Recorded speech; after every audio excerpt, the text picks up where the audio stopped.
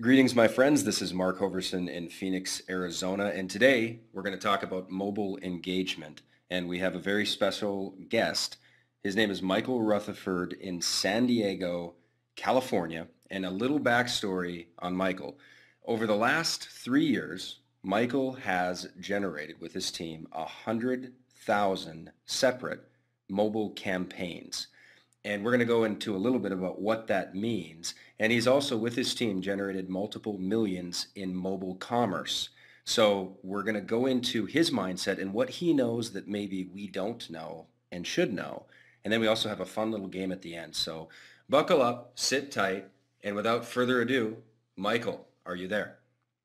Hey, Mark, I'm here. How are you? Glad to be with you. I've never been better. So let's get right into the good stuff. You're a leader in Rippln. We're going to talk about Rippln in a moment, but deeper than that, just tell us, what is mobile engagement? That's a good question.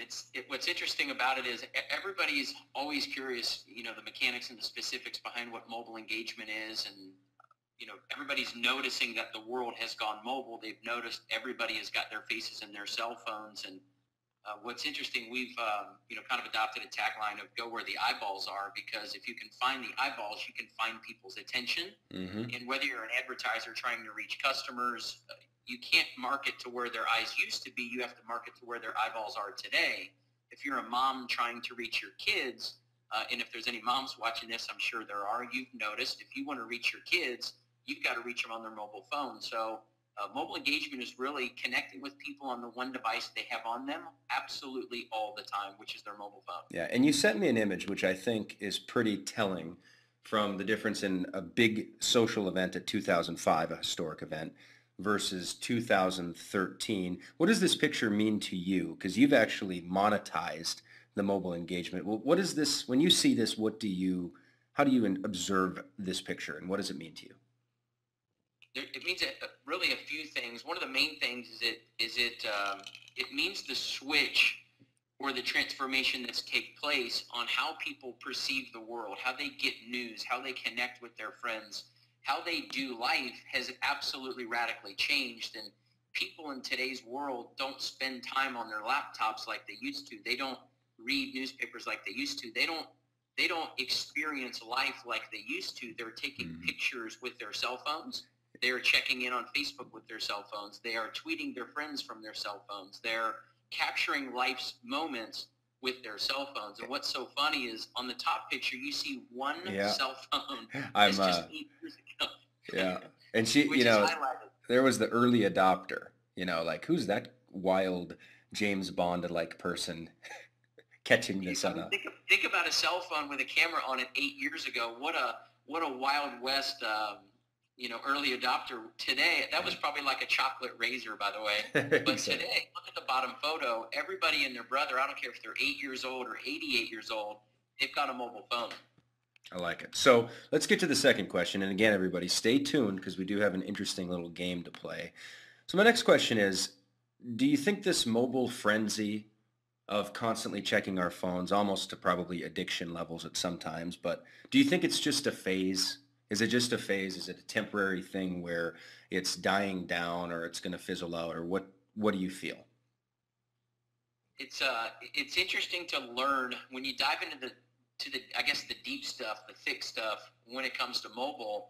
You start peeling back layers, and on the surface, it definitely feels like a fad because of how quickly it's happened. Right. The mobile adoption happens so much faster than the web adoption of people getting on their computers. In other words, when Microsoft and Apple really first came out and people got a computer for the very first time, it took a long time for just the average and ordinary wage earner in the world to have a mobile phone.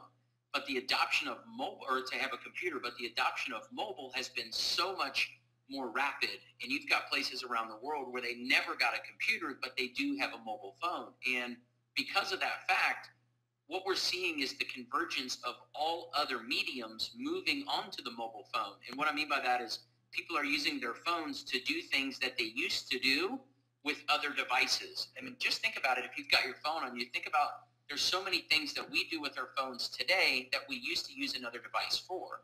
Yes. And what I'm getting to is people get news from their phones where they used to get news from the television or the radio. They get deals and discounts of, from businesses or restaurants and things nowadays from their mobile phone. The phone has really become the Swiss Army knife of somebody's life. It's not just, this hokey little place where people can chat with their friends. It really has become a tool that has influenced every area of their life. So what you would say is, and this is kind of a comical little picture, that 20 years later and all these things fit in your pocket, and you've got, you've got the video camera, and we had one of these. I remember in the 80s we got one, and we thought it was the coolest thing ever, and we'd carry it around in a big suitcase to our basketball games and radios and things like that. And now, so to the question, is this a phase? What's actually happening now is that the mobile phone is literally becoming the Swiss Army knife. It's actually increasing usage, and with apps, more and more things are folding into it, from augmented health devices that you plug in and you can get diabetes readings, you can do breathalyzer things, you can do blood work. I mean, it's crazy what is happening. Actually, more things are rolling into the cell phone and into the mobile thing than we even thought at the start. So I don't think you think it's a phase, is what I gathered from that. I think it sounds like it's a velocity that's picking up.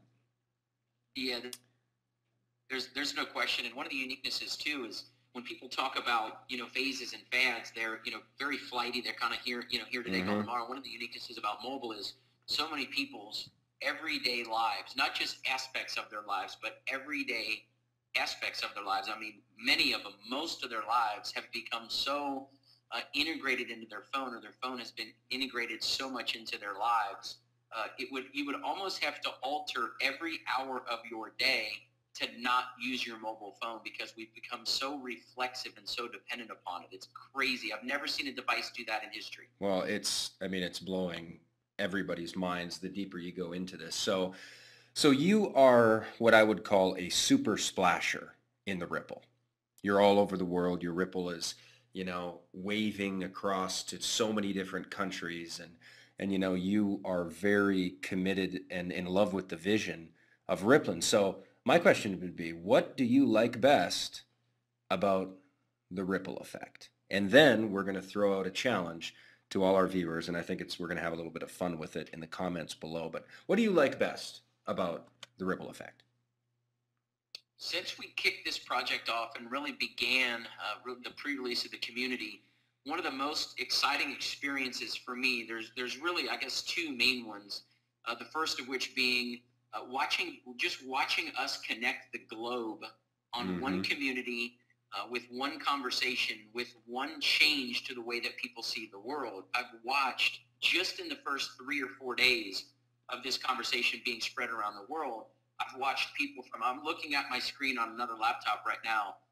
We've got hundreds of people in Ethiopia connected into the Rippln conversation, which started in Dallas, Texas, literally just days ago. But I've watched it already ripple out into Ethiopia, in Israel. I mean, we've got people, I'm not kidding, in Iceland, Greenland, Sri Lanka, places that I didn't even know I know there were countries, but places I didn't even know were countries. The teeniest little islands, in French Polynesia, have dozens of people in the Rippln. So how quickly, by design and by definition, how quickly the ripple effect has already touched and brought together all four corners of the world. That's amazing. And that there's a story where it ties to you.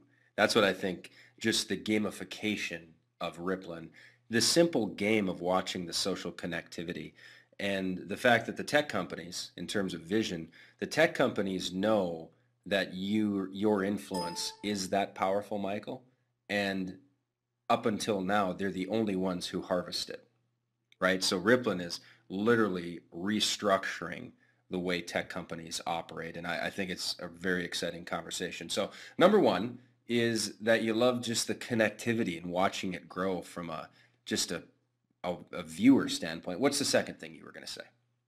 You kind of hit the nail on the head, which is there's a story behind every ripple that's been caused. So whether it's my personal ripple of people that have built around the world and really wrapped the whole globe a bunch of times over, it's the individual stories of how those things happen. Like, I've got a great friend of mine I've known for years.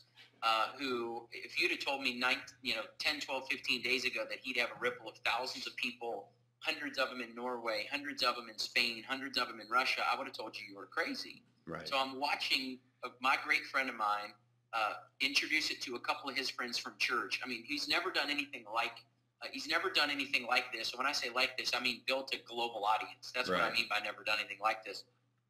He's never built an audience of people that stretched the globe or, connected all the continents and made them almost like one community, one family, one cloth.